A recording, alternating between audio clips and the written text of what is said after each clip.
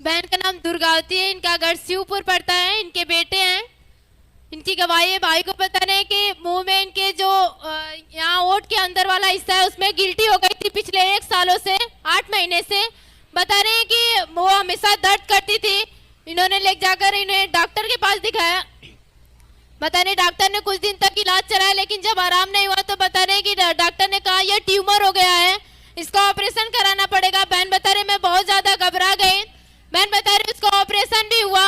बता रहे हैं कि जैसे ही ऑपरेशन हुआ उस गिल्टी का, उस दिन तो आराम था। बहन बता रही 3 दिन के बाद फिर से उनके जो ओठ के अंदर वाला हिस्सा है फिर से वो गिल्टी आ गई।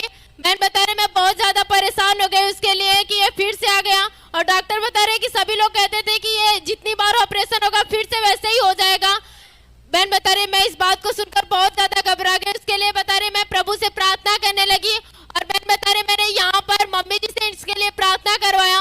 और बहन बता रहे मम्मी जी ने प्रार्थना किया और कहा परमेश्वर पे विश्वास रखिए, ये अगर ठीक हो जाएगा फिर कभी नहीं आएगा। मैं बहन बता रहे जब मम्मी जी ने प्रार्थना किया, भाई को परमेश्वर का स्पर्श हुआ। इनकी जो मुंह की गिल्टी थी जो पिछले 8 महीने से थी और ऑपरेशन के बाद भी फिर से हो गई थी, मम्मी जी ने प्रार्थना किया, प्रभु का स्पर्श हुआ, इनकी 8 महीने की गिल्टी चली गई। और बहन बता रही 2 महीने हो गए फिर से दोबारा फिर से नहीं वापस आई। इसलिए आप लोग 23 ताली से परमेश्वर को धन्यवाद दीजिए। क्या हो गया था? गिल्टी हो गई। किस जगह हुआ था? यहाँ पे कितने महीने से गिल्टी था?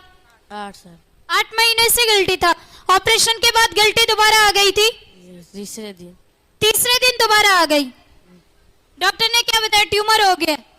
डॉक्टर ने बोला कि ट्यूमर होगा, कभी नहीं होगा। फिर मैं रोग सिस्टर बता रही पिछले 8 महीने से इनके बेटे के होंठ के पास एक गांठ आ गई थी गिल्टी, और डॉक्टर ने उसका ऑपरेशन कर दिया। लेकिन इस बच्चे को ऑपरेशन के तीसरे दिन बाद गिल्टी वापस आ गई।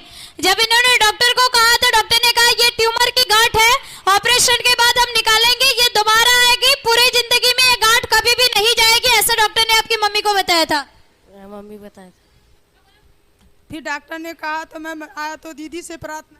डॉक्टर ने कहा कि हम इसका ऑपरेशन करेंगे, ये गांठ दोबारा आएगी क्योंकि ये ट्यूमर की है। हाँ, उन्होंने कहा ये जिंदगी में कभी नहीं जाएगा। ठीक ही गया। लेकिन किस जगह आपने ऑपरेशन करवाया था? किस डॉक्टर के पास, कहाँ ऑपरेशन करवाया? बाजार में मला डॉक्टर सिस्टर बता रही है शिवनगर बता रही है कि इनके एक हॉस्पिटल है, वहां पे इन्होंने डॉक्टर से ऑपरेशन कराया। डॉक्टर ने कहा ये ट्यूमर की गांठ है, हमने ऑपरेशन किया, दोबारा ये गांठ आ गई। आप कहीं भी लेके जाएंगी, डॉक्टर ऑपरेशन करेंगे तो गांठ दोबारा आएगा, ये पूरी जिंदगी कभी नहीं जाएगा। नहीं सिस्टर बता रही डॉक्टर ने कहा नहीं ये कभी नहीं ठीक हो गया। बहन बता रही है मैं एकदम परेशान हो गई इस बात को सुन करके, मुझे बहुत रोना आने लगा। ये प्रार्थना भवन में आ रही थी, मैं बता रही उसके बाद मैंने अपने बेटे को लेके आया। इन्होंने मम्मी जी से प्रार्थना करवाई बता के कि मेरे बेटे को डॉक्टर ने बताया होंठ के ऊपर इसे ट्यूमर हो गया, ऑपरेशन के बाद ये ट्यूमर वापस आ गया है। मैं बता रही जैसे ही मम्मी जी ने प्रार्थना किया, प्रार्थना के बाद वो गांठ ट्यूमर की पूरी तरह से गायब हो गई।